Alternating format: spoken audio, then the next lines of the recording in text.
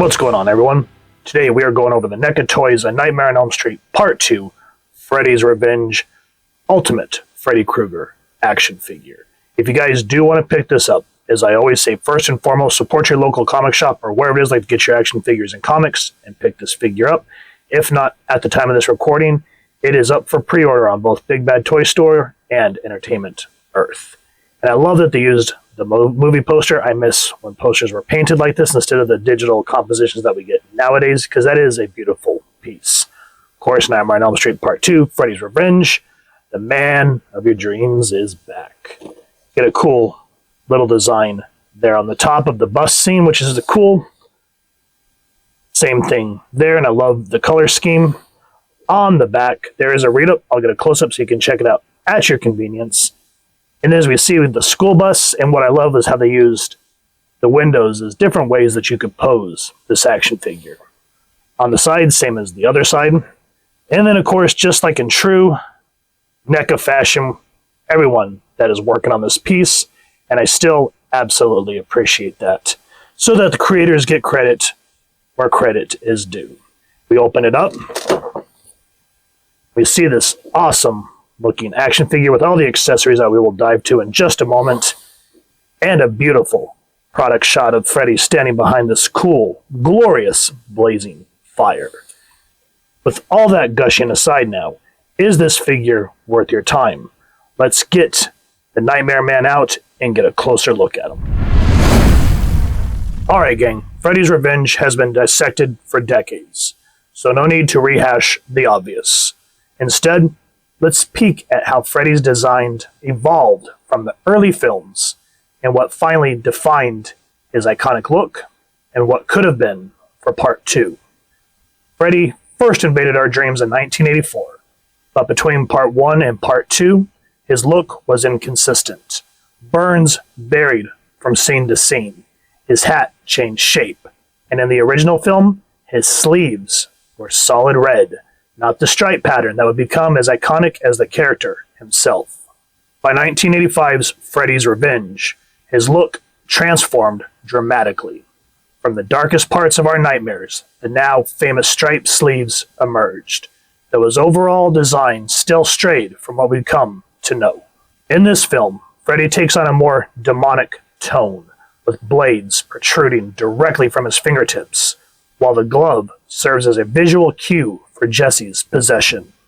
His burns now had a more uniform texture, slightly more grotesque, fitting the movie's hellish angle.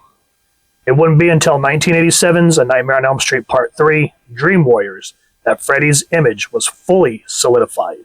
This was the look that chills the spine, a darker, unified aesthetic. The glove returns, gleaming with menace, and every burn detail is consistent. We have already covered NECA's Dream Warriors figure. Check out the card in this video for more on that, if you dare. Now, about what might have been. Screenwriter Leslie Boehm originally pitched a darker, more grounded story. Freddy using pregnancy and possession to infiltrate a family, echoing Rosemary's Baby. Boehm described it as a real, bloody, scary idea, much more physical and realistic, since the dream reality elements were less central. Producers passed, partly because a New Line exec was pregnant at the time, and instead went with David Kashkin's script. Though Freddy's Revenge still used the possession theme, Boehm later revisited his pregnancy idea for Nightmare on Elm Street 5, The Dream Child. Behind the scenes, New Line initially tried to save money by not hiring Robert Englund to reprise his role, instead using an unnamed extra in a rubber mask, like Jason or Michael Myers. Footage of that extra survives in the Coach Snyder shower scene, obscured by steam, but Englund's physicality, that sinister gait, and expressive movement proved irreplaceable. Realizing their mistake, the producers quickly brought him back, locking in the Freddy we all fear today. Now here's a bonus nugget. New Line head Robert Shea wanted to cameo as Ron Grady's dad, but director Jack Shoulder instead cast him as the bartender in the S&M bar. His leather outfit, according to Shea in Never Sleep Again, the Elm Street Legacy documentary, it came straight from LA's infamous shop, The Pleasure Chest. With all that history haunting us through Freddy's evolution, forever etched in our nightmares, we now turn our attention to this figure. Does it measure up to the legacy of horror's most iconic boogeyman? This figure, for me, I feel, measures up way better than the Dream Warrior release. Looking at this head sculpt, compared to the Dream Warrior release, even though Freddy has the more signature burn looks, and this figure is more consistent in the burns, I just feel with that demonic angle that part 2 took on, just really gives it this horrific look. And you can see that the skin tones are a little bit different. This one's set is a little bit lighter, as where this one has that more crispy chicken look, which is okay. I like having both releases. And as in terms of, and we'll get to the articulation in a moment, I feel this one moves a little bit better because this chest breaks off to show all the souls that Freddy has taken over the years. So this chest gives you a limitation. And just the eyes, that blank stare on this one, and that sneer on his face. Even Englund said that he fell asleep, I think it was during part 1, and they were calling him for a shoot, and when he woke up, forgot he was in the makeup, and it scared the daylights out of him, seeing himself as this bald, scary little man. Now, as we just talked about in this film, because it was more of a demonic look, his hands do protrude the blades, and it looks good. That metal sheen. My only problem is this is, as you can tell, where this glove, this looks a little more natural and connecting to the sleeve. This one, the colors are a little bit off, so you can kind of see that breakage here.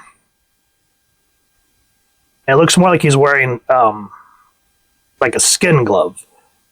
But it is what it is. And make sure to warm these figures up, because these do break. I am. You can tell I've not had enough coffee. I am glad, though, however, at least even though this part right here is a little annoying, at least the hand matches the nasty, wrinkly look of the head and the neck. Then he also comes with another open hand, has that same veiny creepiness, and this hand goes down a little bit better, so it looks more natural. I probably need to warm this one up and push it down more, so just kind of be aware of that when you're working on it. As we said, this movie gave you the stripes on the sleeve, so I am thankful for that. Looks great. And all the rippage along the bottom seam. And then, of course, his gray pants look great. I wish they were a little bit more dirty, because Englund, I guess, said that the original design was Freddy's pants were supposed to be oily, but he couldn't work in them, so they were supposed to look dirty. And the releases, the jeans look cleaner, as where the Dream Warrior one's a little bit darker. Still, it's nice to have two different variations. Shoes, essentially the same. Look great there. Now, as for the extra accessories, as we just saw a moment, he had flame plumage on his back. So there's essentially I guess a magnet somewhere here in his back. So for me, being a tech nerd, I would advise kind of keeping him away from your computers and stuff, because the magnets do not play well with that. But once you line it up there, this is supposed to be from the pool party scene when he explodes and he's standing in front of that plumage of fire. So I like that concept. I wish they would do something like that with Marvel Legends for Jean with the Phoenix Force. That would be kind of a cool design. It pops off easy, so be careful. But the oranges and the yellows look beautiful. And it does move a little bit, so be careful. Still, it's a nice piece to have. And he puts some light behind there, and whether you're just going to pose him or do some action figure photography, that's really going to help enhance your scene. He, of course, has his trademark hat. And as we just talked about, apparently, I don't notice it, but the hat changed a lot. As we just said, there's a lot of inconsistencies. So this fedora has a more dirty look, which I like. This one's a little, it looks more beat up, but I like the actual dirt. And that could be from the figure, or it could just be from, having this one for a long time, either or.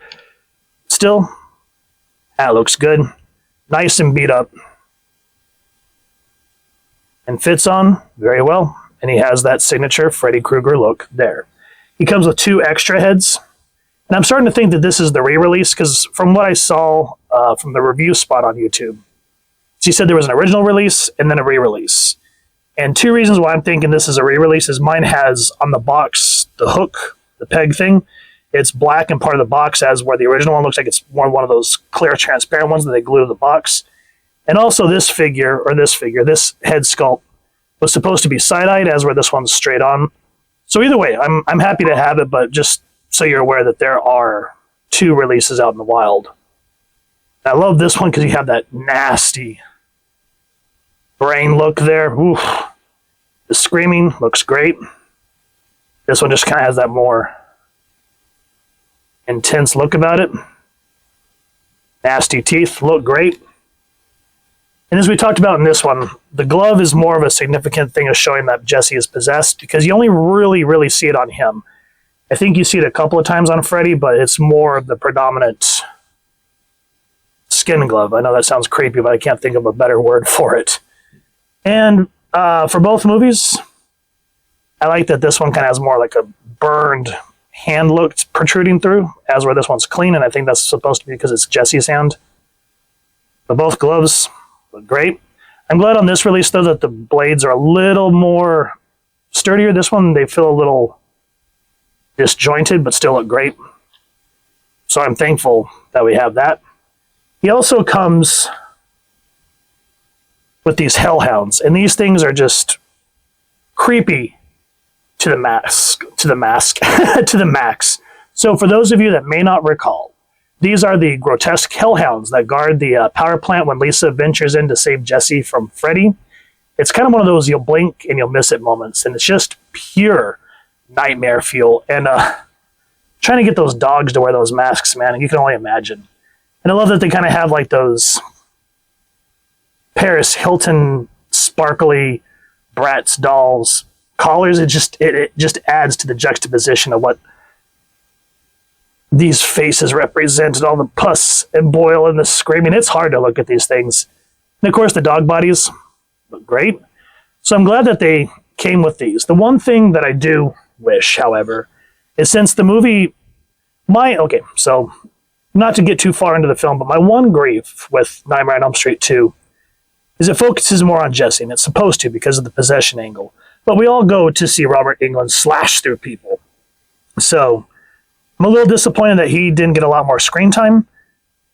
But with that said, for this release, it's kind of a deluxe because you get him plus these. I wish that they would have given you a Jesse figure. You know, maybe have the swap out hands. You could put this skin hand on Freddy, and then you could have put the claw on Jesse and have like a screaming face accessory so if you want to do a shelf pose, then you can have him like screaming that Freddy is taking him over. I just think that would be a neat little addition. But nonetheless, they probably trying to save cash, which I get. I'm glad to have both of these versions of Freddy in my collection. I don't know, this face on this one looks a lot better. This one, even though it has that burn look, it looks squeezed, like his face has been shrunk down like a Beetlejuice. With this one, it looks like his face can breathe a little bit more. So I don't know, I'm happy to have both of these in my collection, and I eventually do want to get a part 1 just to kind of fill out the history. And I believe that the part 1 release does not have the striped sleeves, so that would just be a nice little addition. I don't know, which one do you guys think is your favorite? Now, unfortunately, even though this release is beautiful, and I think it's a relatively new one compared to the Dream Warrior release, he still suffers the same fate of all NECA figures when it comes to articulation. So he's on a dumbbell joint, can go down that much. About that far back, which is not a whole lot. That way, that way. And as I always say, make sure to warm up your figures, because he was really tight when I took him out of the packaging. I can barely do that. So you can do a 360, that far. Single jointed elbows. His hands are also on dumbbells. They don't have the little articulation like NECA and McFarlane. They still can go up and down and around. Unfortunately, no solar plex articulation. So you kind of have to rely more on the legs for him to go down that much and that far back. It does have the waist swivel. And he swivels at the elbow. Legs that far forward. And because he has a soft butt flap, I hope you're paying attention, Marvel Legends. You can go back almost all the way. Single jointed, knees as per usual. Thankfully, though, he has that hidden upper thigh cut, which again, Hasbro, pay attention. Foot down, foot up, and does have the pivot. So, even though I wish we could just start making double joints the standard, at least we get something. And you can still give him that creepy Robert Englund look. So, beautiful piece. What do y'all think? Is this a great release? Let me know what y'all think. Here's Freddy's Revenge, next to the other 80s and 90s slashers that have haunted our dreams for decades. Here's the original Pennywise, the Friday the 13th Part 3D Jason Voorhees, the Part 3 of Nightmare on Elm Street Dream Warriors Freddy, the beautiful Clive Barker's Hellraiser Pinhead, and then, of course, the Trick or Treat Sam, making sure to pet the puppy dogs. And if you are a horror fan, such like myself, these characters are definitely up your alleys. And if you're looking for a more updated version of Freddy, the Revenge one, definitely up your alley with all the cool accessories, plus the Hellhounds. Just shapes it out. You put it next to these horror figures, and if you're going to do these on a shelf, they're going to look absolutely beautiful together. So what is your favorite horror franchise? What are some of the characters that just stand out in your mind? What are you going to do with your horror action figures? Are you going to pose them on a shelf? Are you going to sort them by slashers or Universal Monsters, by New Line Cinema, etc., so forth? Are you going to do action figure photography? Take some photos and share them with us over on the social media pages. We'd love to check them out. When I picked this figure up, I was reluctant because I wasn't a big fan of Part 2. But I looked at the accessories and I just kind of looked at it and I was like, yeah, this is going to be great. And I'm glad that I did, because I feel like this one really captures Freddy a lot better than the Dream Warrior version. That's just my personal opinion. Plus you get the Hellhound dogs that were just terrifying in the movie, and these beautiful extra accessories that just make this release shine. So I kicked the question over to you guys. What do you think of Freddy Revenge's release? If you've enjoyed what you've seen, please first and foremost support your local comic shop or wherever it is you get your action figures and comics, and see if you can find this. If not, you can check out the places we talked about at the beginning of the review. Speaking of, if you did enjoy this review, really would appreciate it if you take a moment to like, share, and subscribe. Helps the channel more than you could possibly know. And if you won't mind hitting that fancy little Freddy Revenge bell. Next, subscribe. That way I can continue to upload content. You guys get notified. Come to the channel, and I love talking with you on hearing your thoughts and feedback down in the comments or the socials, which I'll make sure to have the links down in the description. So with all that said, photo slideshow coming up next. Hope y'all continue to have an absolutely amazing day reading, and happy hunting, everyone.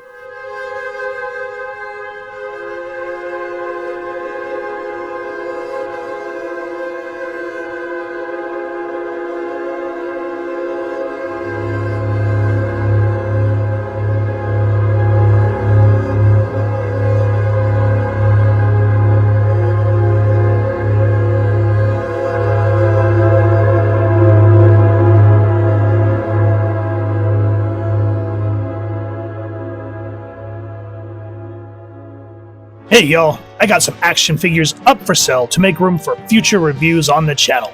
If you're interested, hit me up on the socials or shoot me an email. I'm only using PayPal for now.